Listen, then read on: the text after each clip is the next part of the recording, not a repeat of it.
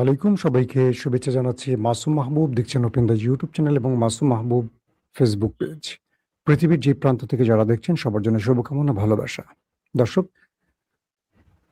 বেশ কয়েকটা গুরুত্বপূর্ণ খবর আছে ঝুলিতে, সেগুলো একটা একটা করে দেবার চেষ্টা করছি। প্রথম যে খবর সেটি হলো হরমুজ প্রণালীর নিয়ন্ত্রণ নিয়ে যুক্তরাষ্ট্র ও ইরান পরস্পর বিরোধী দাবি করছে এবং কলম্বিয়া ভূমিকম্পে মৃতের সংখ্যা 265 পৌঁছালো, এখনো উদ্ধার কাজ চলছে।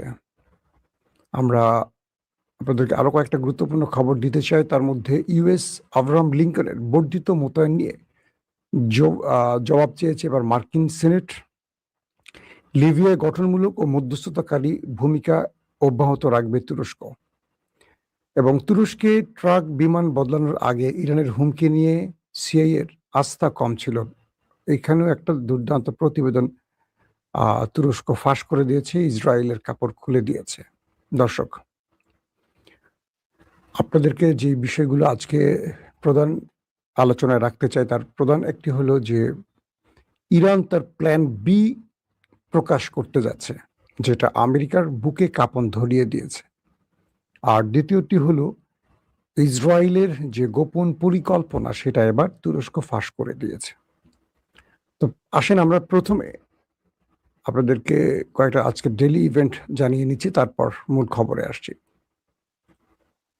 রাষ্ট্রপতি ডোনাল্ড ট্রাম্প আবারও জোর দিয়ে বলেছেন যে হরমুজ প্রণালীর উপর যুক্তরাষ্ট্রের সম্পূর্ণ নিয়ন্ত্রণ রয়েছে, যদিও ইরানের বিরুদ্ধে ক্রমবর্ধমান যুদ্ধের কারণে এই গুরুত্বপূর্ণ জলপথ দিয়ে জাহাজ চলাচল এক সপ্তাহের মধ্যে সর্বনিম্ন পর্যায়ে নেমে এসেছে। পাশাপাশি তেহরান তার অবস্থানে অটল রয়েছে এবং যুক্তরাষ্ট্রের বিরুদ্ধে প্রতিরোধ অব্যাহত রাখার ও সব দাবি পূরণ না হওয়া পর্যন্ত প্রণালীটি বন্ধ রাখার অঙ্গীকার করেছে। গত এক সপ্তাহের বেশি সময়ের মধ্যে ইসরায়েলি সামরিক বাহিনী গাজায় প্রথম বিমান হামলা চালিয়েছে এবং একই সাথে দক্ষিণ লেবাননে বোমা হামলা ও ধ্বংসযজ্ঞ চালাচ্ছে। যদিও উভয় স্থানে যুদ্ধবিরতি এখনো কার্যকর রয়েছে। তাদের জন্য আসলে যুদ্ধবিরতি লাগে না, তারা মন চাইলে যেটা খুশি সেটাই করতে পারে। এখানে তাদেরকে কেউ কিছু বলতে পারবে না, কারণ তারা হলো পৃথিবীর সবচেয়ে শক্তিধর রাষ্ট্র আমেরিকার অন্যতম লাঠিয়াল বাহিনী। দর্শক, মার্কিন যুক্তরাষ্ট্রের প্রেসিডেন্ট ডোনাল্ড ট্রাম্প তুরস্কে গিয়েছিলেন ন্যাটো সম্মেলনে জুলাই মাসে এবং হঠাৎ করে তিনি তার নির্দিষ্ট বিমান থেকে নেমে একটি ক্যাটারিং ট্রাকে উঠেছিলেন। অর্থাৎ তুরস্কে হঠাৎ করে তার কাছে একটা গোয়েন্দা তথ্য আসে যে ইরান তার উপর হামলা করতে যাচ্ছে মিসাইলের মাধ্যমে। তখন তিনি তার অবস্থান পরিবর্তন করেছেন, সে নির্দিষ্ট বিমানে না উঠে একটি ট্রাকে উঠেছিলেন। পরবর্তী ছোট বিমানে করে নির্দিষ্ট আরেকটি অঞ্চলে চলে গিয়ে জীবন বাঁচিয়েছেন। এই খবরটি আমরা গত কয়েকদিন আগে আপনাদের দিয়েছি। এটার মূল ঘটনা এবার ফাঁস করে দিয়েছে রজব তাইয়্যিপ এরদোয়ানের দেশ তুরস্ক। তুরস্কে মার্কিন প্রেসিডেন্টের উপর হুমকি সংক্রান্ত ইসরায়েলি গোয়েন্দা তথ্যের উপর সন্দেহ থাকায় এক গুপ্তচর সংস্থা এই অসাধারণ গোপন ফ্লাইটটি পরিচালনা করে, জানিয়েছে ওয়াশিংটন পোস্ট। বুধবার দ্য ওয়াশিংটন পোস্ট জানিয়েছে মার্কিন গোয়েন্দা কর্মকর্তারা প্রেসিডেন্ট ডোনাল্ড ট্রাম্পের বিরুদ্ধে ইসরায়েলের মাধ্যমে পাঠানো একটি কথিত ইরানি গুপ্ত হত্যার হুমকির বিশ্বাসযোগ্যতা নিয়ে সন্দিহান ছিলেন এবং এই কারণে গত এক মাসে তুরস্ক ত্যাগের সময় একটি বিশেষ নিরাপত্তা অভিযান চালানো হয়েছিল। গোয়েন্দা তথ্যের সঙ্গে পরিচিত বর্তমান ও সাবেক মার্কিন কর্মকর্তাদের উদ্ধৃতি দিয়ে প্রতিবেদনে বলা হয়েছে সিআইএ বিশ্লেষকরা ইসরায়েল প্রদত্ত তথ্যকে বিশ্বাসযোগ্য মনে করেনি এবং ট্রাম্প প্রশাসনের কর্মকর্তাদের কাছে তাদের সংশয় প্রকাশ করেছিলেন। পোস্টের প্রতিবেদন অনুযায়ী একজন মার্কিন কর্মকর্তা এই প্রতিবেদনটিতে ইসরায়েল প্রণোদিত, মার্কিন সৃষ্ট নয় এবং নিম্নমানের বলে বিবেচিত বর্ণনা করা হয়েছে। আর জুলাই ন্যাটো সম্মেলন, শীর্ষ সম্মেলনের পর ট্রাম্প তুরস্কের রাজধানী আঙ্কারা ত্যাগ করার সময় গৃহীত বিস্তৃত নিরাপত্তা ব্যবস্থা গোয়েন্দা উদ্বেগগুলো একটি নতুন মাত্রা যোগ করেছেন। আসেন কয়েকটা বিষয় আগে আপনাদের একটু বলি। আসলে ঘটেছিল কি তখন? অর্থাৎ ট্রাম্পের কাছে যখন খবরটি আসে যে তাকে ইরান মিসাইল দিয়ে হত্যা করতে যাচ্ছে, তখন তিনি তার অবস্থান পরিবর্তন করেছিলেন। এবং ট্রাম্পের কাছে যে তথ্যটি এসছিল এটি ছিল ইসরায়েলের পাঠানো একটি গোয়েন্দা তথ্য। তুরস্ক সেটির সকল আদ্যোপান্ত খুঁজে বের করেছে। তুরস্ক বলছে যে দেশটিতে ন্যাটোর মতো একটি গুরুত্বপূর্ণ সামিট চলছিল এবং তুরস্ক তার সর্বোচ্চ গোয়েন্দা তৎপরতা নিরাপত্তা বলয় তৈরি করে রেখেছিল বিশ্ব নেতাদের জন্য। সেই স্থানে ইরান কখনো হামলার চিন্তা করার সুযোগ নেই। পাশাপাশি ইরান এই মুহূর্তে, অর্থাৎ ইরান যে সময়টিতে লড়ছে কয়েকটি রাষ্ট্রের সাথে, সেখানে তুরস্কে হামলা করে তুরস্কের আগ্রাসনে বা তুরস্কের টার্গেটে পড়ার কোনো পরিকল্পনা ইরানের ছিল না। কে বলছে? তুরস্ক। এবং এই যে ঘটনাটি ঘটেছে বা বর্ণনা হয়েছে বা ট্রাম্প যা করেছে, এটি ছিল একটি মিথ্যে পরিকল্পনা। অর্থাৎ ইসরায়েল ট্রাম্প যাতে কোনোভাবে তুরস্কে বসে তুরস্কের কোনো স্বার্থ বাস্তবায়ন না করে এবং তুরস্কের সাথে পরিকল্পনা করে ইরানের সাথে কোনো যুদ্ধবিরতি কার্যকর না করে, অর্থাৎ ট্রাম্প যাতে যুদ্ধটা কন্টিনিউ করে, সেজন্য ট্রাম্পকে এই অতিরিক্ত প্রেশার বা চাপে ফেলতে ইসরায়েলে মিথ্যা তথ্যগুলো প্রচার করেছে বা ট্রাম্পকে বুঝিয়েছে তাদের কাছে গোয়েন্দা তথ্য আছে যে তারা জানে ইরান তাদেরকে হত্যা করতে চায়।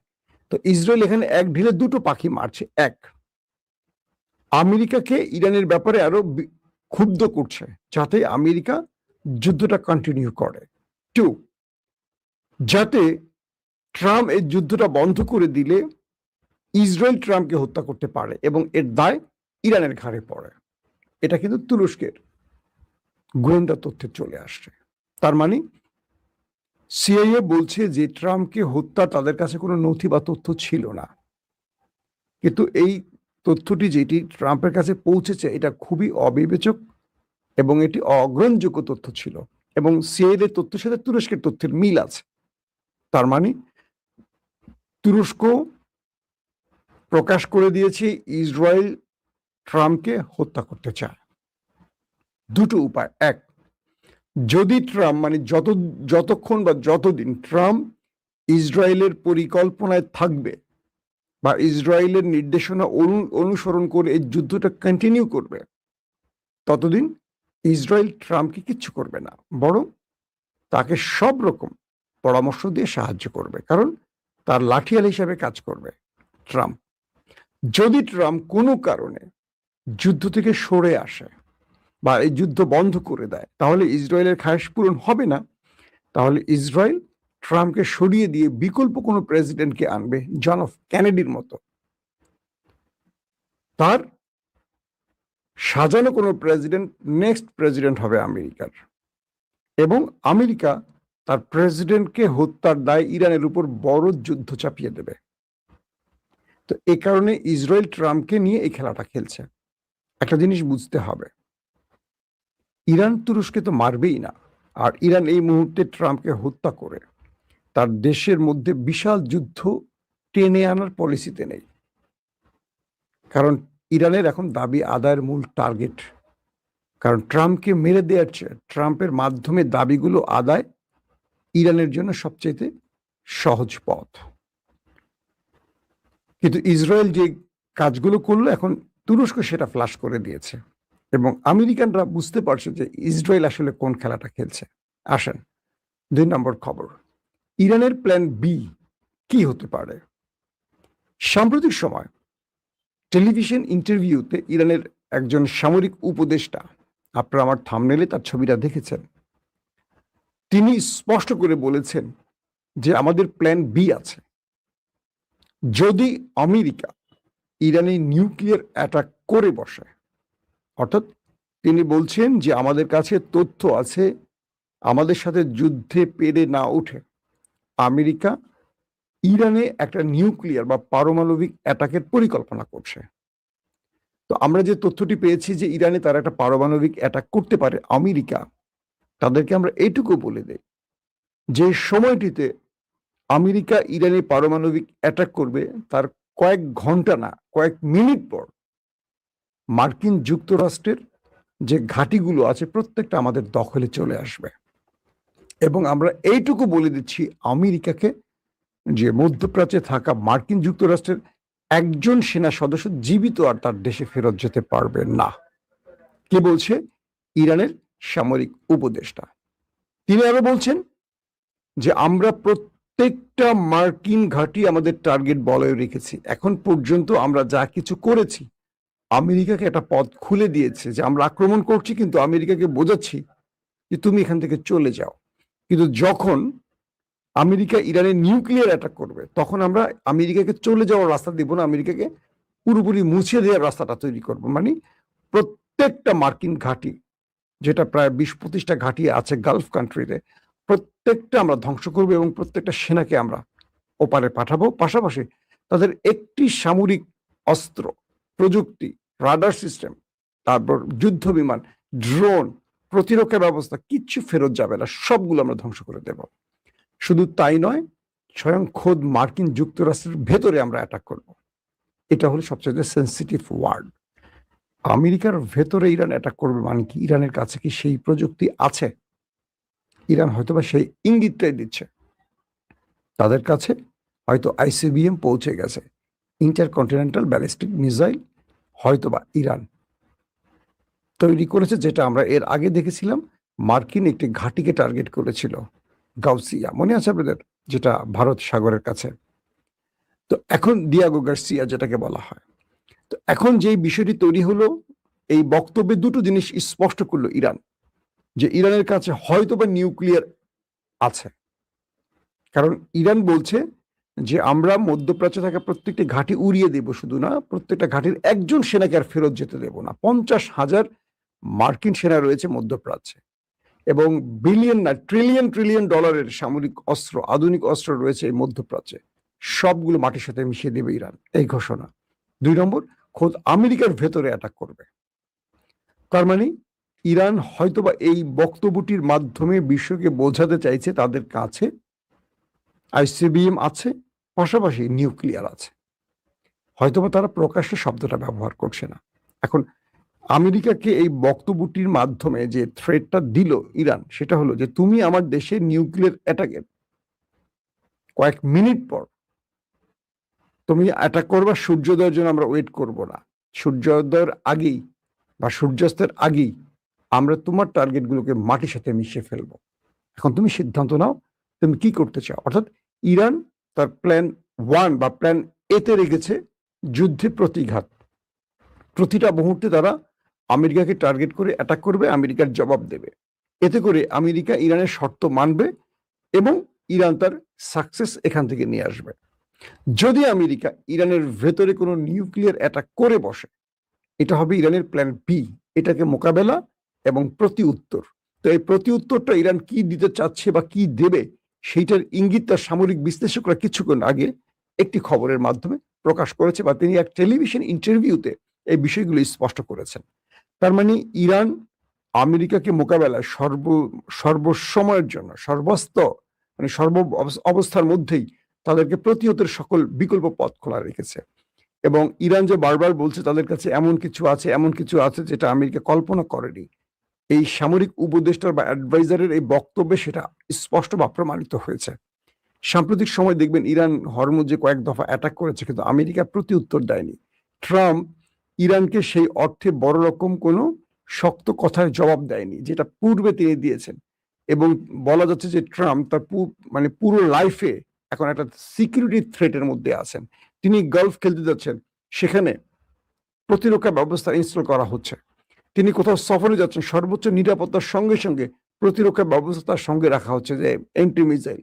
অর্থাৎ নিজ দেশে বা বাহিরে ট্রাম্প পুরোপুরি এখন এক অনিশ্চিত যাত্রার মধ্যে আছেন, এবং ট্রাম্প চরম হতাশাগ্রস্তের মধ্যে আছেন যে এই ইরান যুদ্ধটা তিনি করে কি লাভ পেলেন। একদিকে মধ্যবর্তী নির্বাচনে পরাজয়ের আশঙ্কা তার রয়েছে, অন্যদিকে তার জীবন হুমকিতে রয়েছে। তার মিত্র ইসরায়েলি তাকে মেরে দিতে পারে যদি তাদের কথা না শোনে। তাহলে ট্রাম্প একসঙ্গে 3টা গ্যারাকলে পড়ে তার 2টা পা 3 দিকে চলে গেছে। ও আচ্ছা, ট্রাম্পের আবার 3টা পা, 2 পাশে 2টা, মাঝখানে একটা পা আছে বোধহয়, না? তো এখন ট্রাম্প আটকা পড়ে গেছে 3 দিকে 3 পা দিয়ে। ইরান তাকে নিয়ে এখন একটা কি বলবো, কঠিন খেলায় মেতে উঠছে। ইরান আবারও বলছে হরমুজ তাদের কন্ট্রোলে আছে, এই হরমুজ তারা কোনোভাবেই আমেরিকার হাতে দেবে না। পাশাপাশি ইরানের শেষ 4টি শর্ত না মানলে অনির্দিষ্টকালের জন্য অথবা স্থায়ীভাবে হরমুজ প্রণালী বন্ধ করে রাখবে ইরান। দর্শক, এখনকার মতো বিদায় নিচ্ছি, ইনশাআল্লাহ আবার দেখা হবে। তার আগে বলছি আমি আবারও সফরে বেরোচ্ছি। তো আমার বন্ধুরা যারা আছেন, আমি খুলনা, যশোর এই অঞ্চলটা সফরে যাব, কুষ্টিয়া আমার বড় হওয়ার শহর, জন্মস্থান, সেখানে যাব। একটা লম্বা সফরে থাকবো। আমি সফর থেকে চেষ্টা করব আপনাদের সাথে কন্টিনিউ লাইভে আসার এবং আপডেট খবরগুলো দেওয়ার জন্য। অবশ্যই আমার জন্য দোয়া করবেন। প্রত্যেকে ভালো থাকবেন। আল্লাহ হাফেজ। ওপেন দাইস মানে সত্যকে সত্য বলা, মিথ্যেকে মিথ্যে বলা। আমরা শোনা কথা নয়, চোখে যা দেখি তাই বলি।